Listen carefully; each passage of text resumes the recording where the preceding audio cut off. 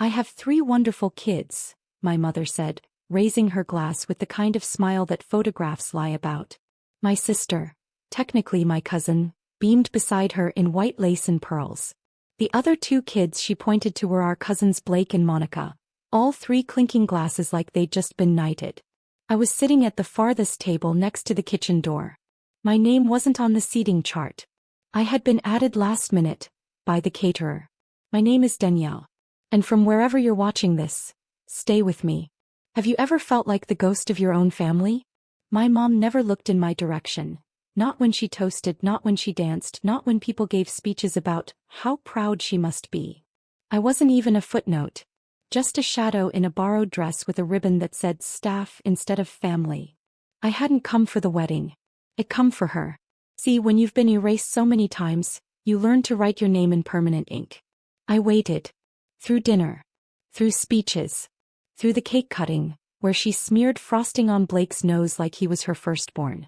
And then, when the violinist began playing the soft outro for the father-daughter dance, a dance my own father had missed because he passed thinking I was still loved, I stood up. Quietly I walked to the gift table. No one noticed at first.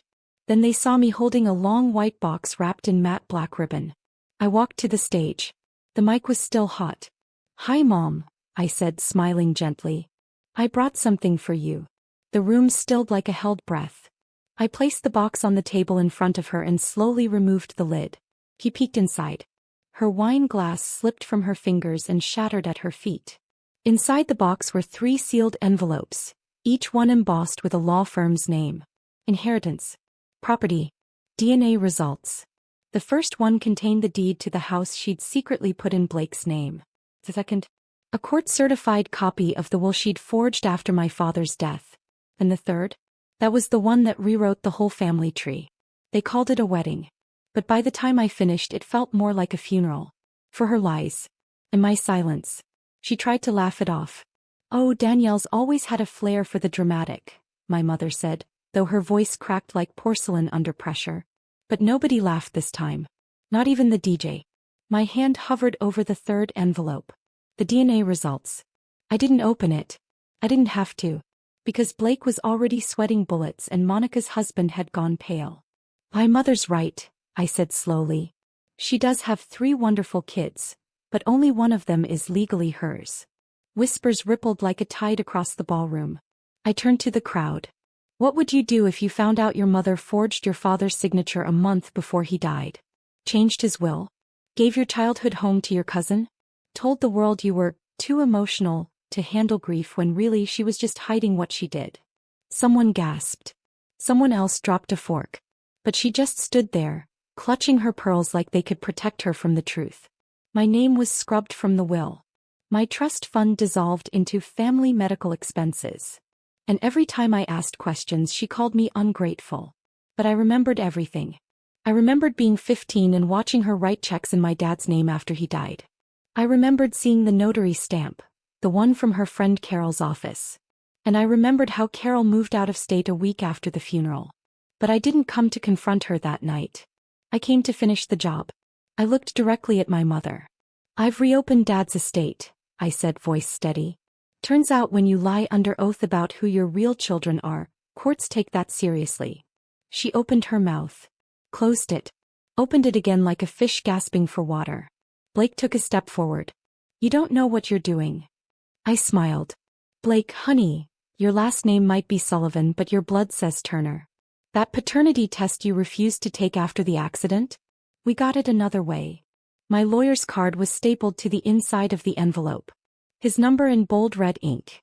I placed it in front of my mother and said the one thing she hated more than anything else. "Happy wedding day, Mom." The crowd parted for me like scripture. And for the first time in years I walked out, head high. Not as her daughter. But as my father's voice returned from the grave. The silence didn't last long. By morning my phone lit up like a Christmas tree. Calls from relatives I hadn't spoken to in years. Voicemails from Monica's mom asking if I'd please just keep this private. And a 10-paragraph text from my mother, pretending nothing had happened. "Danielle, I'm hurt. But we're family. We can talk through this. Call me." I didn't respond. Because I had already made another call, the one that really mattered. The one to my father's old lawyer, Richard Bellamy. Retired now but sharp as ever. He picked up on the first ring. "I was wondering when you'd come back," he said.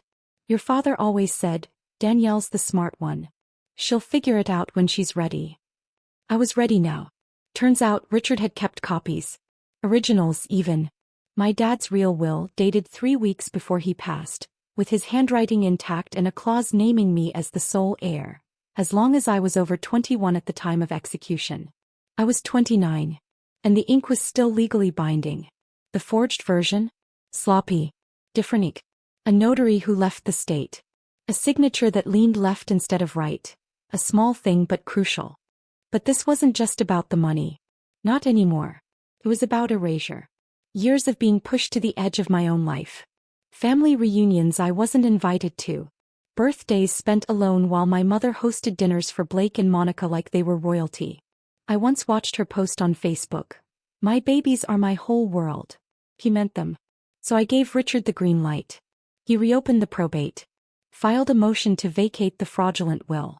And requested a court order to freeze all property transfers, including the house Blake had been gifted. But here's where the story takes a turn.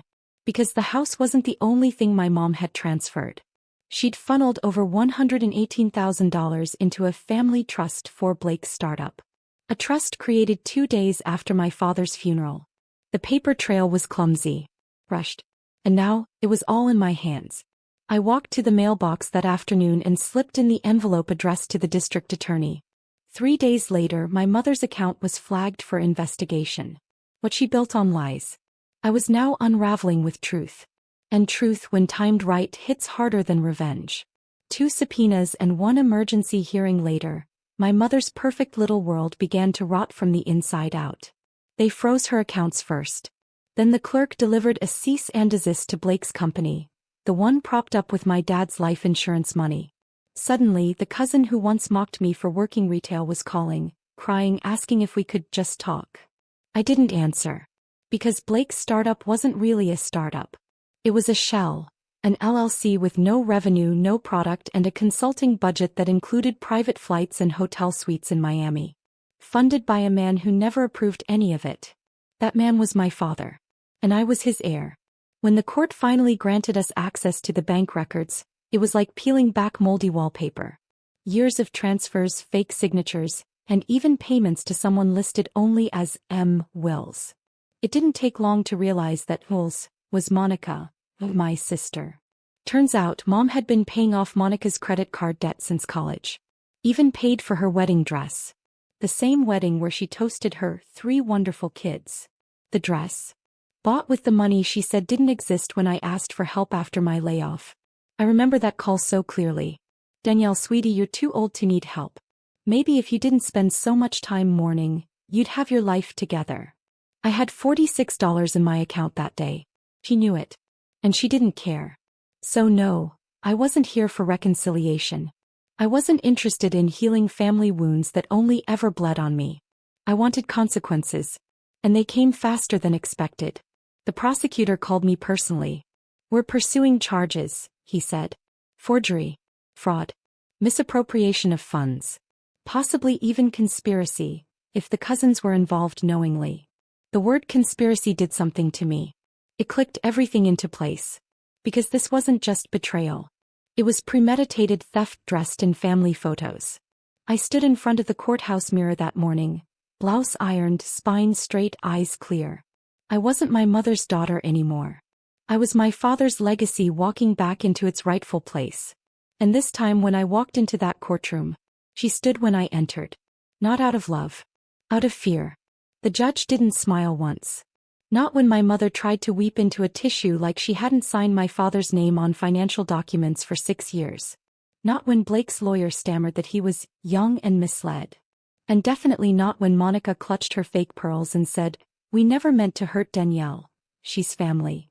I sat still. Not out of nerves, out of calculation. I wanted every single word they said on the record. Because when my turn came, I didn't cry. I didn't break.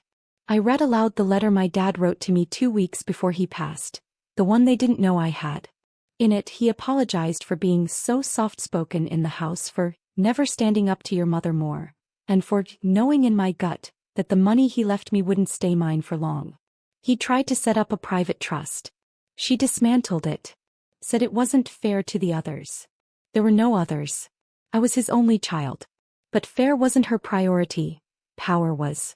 And power like dressing up in family words, then eating the real love alive from the inside out. The courtroom was silent when I finished. Even the stenographer paused, her eyes watery. The judge looked at my mother. "Ma'am," he said, voice like gravel, "you committed financial fraud against your own daughter. If you weren't her mother, this would be open and shut criminal theft. And even with that title, I see no reason not to proceed." And just like that, it happened. Bailiffs moved. My mother's wineglass hand, the one that once raised a toast to kids who weren't hers, trembled. As they cuffed her, she finally looked at me. "Danielle, you don't have to do this." I smiled. "Neither did you." Blake's face turned gray. Monica tried to run out of the room but was stopped at the door. She'd been named in 2 of the forged documents. Family dinner had become a criminal roster. I walked out of the courthouse into the light. But I wasn't finished yet. Because while they were busy laughing behind my back for years, I'd been building one last surprise. And at the next family gathering, they'd find out what was inside that gift box. They had mocked my pain. Now they'd learn what inheritance tastes like when it's legally, irrevocably mine. The venue was a country estate outside Baltimore. Blush linens, string quartet, even a Dove release. Monica's baby shower, redone as a family reset. Supposedly a fresh start. But let's be honest, it was a party to distract from the indictments. Everyone dressed in beige as if pretending peace could be sewn into color palettes. I didn't RSVP. I didn't need to. I showed up in black. The air shifted the second I entered.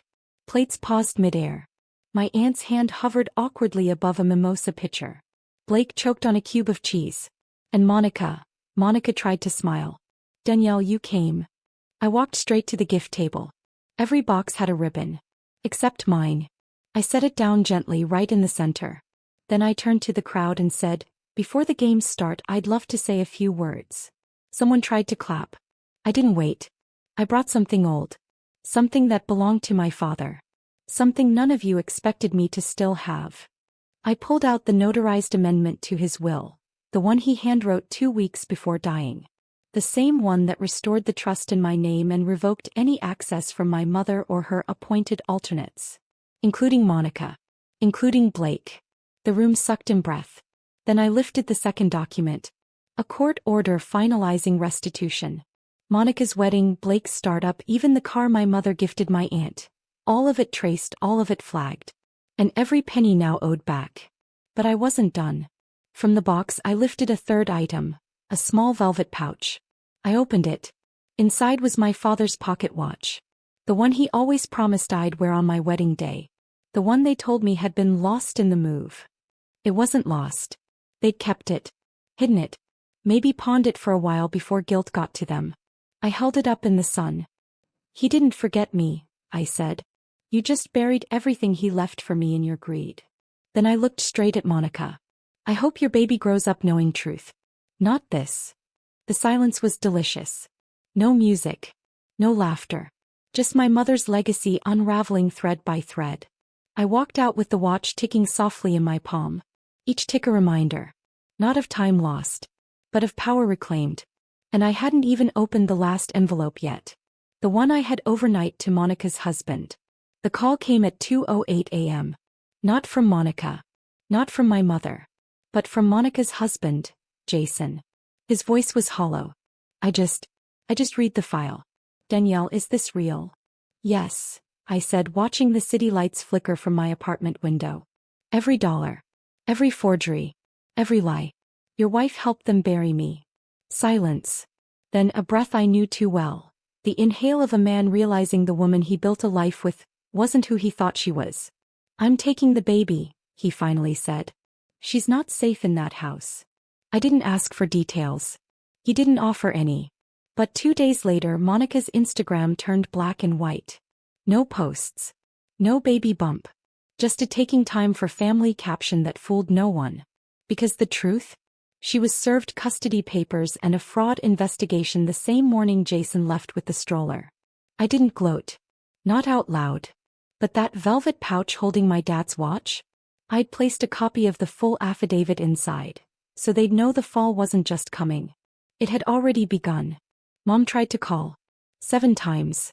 The last voicemail she left broke my heart for exactly 3 seconds. I don't know how we got here, Danielle. I thought you loved me. I did. Deeply. Desperately. But love without boundaries becomes a leash. And I'd cut it clean. At the next family gathering, a forced mediation meeting, ironically hosted at Blake's condo, I arrived early. Same black dress. Same unshakable calm. They stared like I was a ghost. You wanted to erase me, I said softly. But you forgot something. What's that? My mother hissed, tired, shaken, no makeup for the first time in decades. I slid the final envelope across the table. Dad made a backup will. Stored with a lawyer. Witnessed. Timed. Signed. She ripped it open with shaking hands. It wasn't just about the money. It was the truth, finally inked and indelible. I was his daughter. His only child. His chosen heir. The estate? Reassigned. The house. The car she drove every day? Blake stood up, furious. You're just doing this to hurt us. No, I said, rising to leave. I'm doing this so you'll never forget who you tried to erase. And when I reached the door, I turned back. You toasted to 3 wonderful kids that day, I said. But the only thing you'll be raising now is debt. Justice had a name. It was mine. The last time I saw her, she was standing in the driveway of what used to be her house. Barefoot, robe tied too loose, hair in a messy bun that revealed more scalp than strands. A suitcase lay on the porch beside her, slumped like her shoulders. She didn't wave. She didn't beg. She just stared at me like a mirror had finally been held up after decades of avoiding her reflection. I didn't wave either. Because this was never about vengeance. It was about being seen. Finally, fully, truthfully. I had the keys. The deed. The court's decision. But more than that, I had my name back. Danielle Monroe. The daughter of Howard Monroe. Not the family's extra. Not the girl they could toss scraps to. Not the placeholder. And when I stepped inside the house, my father's house, I didn't cry. I didn't scream. I just stood in the foyer and let the silence soak into my bones. Then I unpacked the things they never expected me to keep. My baby photo with Dad's handwriting on the back. A letter he wrote me on my 16th birthday, hidden in an old record sleeve. And that velvet pouch still holding the ticking watch. Every tick was a heartbeat he left behind for me to follow home. A few months later, the estate sale made headlines. Prominent Baltimore family in financial ruin. They said Monica had left the state. Blake filed for bankruptcy. And my mother? She vanished into whispers. People still ask if I regret it. If it was worth the drama. Vain. The lawsuits. I tell them this.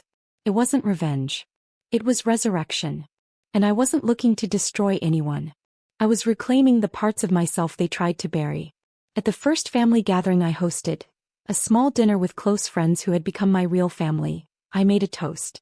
I raised my glass and smiled. I don't have 3 wonderful kids, I said. I have 1 life. And I finally chose me. As everyone clinked their glasses, I placed my father's pocket watch on the table. Still ticking. Still mine. And in that moment I knew. They could laugh at weddings. Mock at dinners. Erase me in speeches. But I wrote the ending.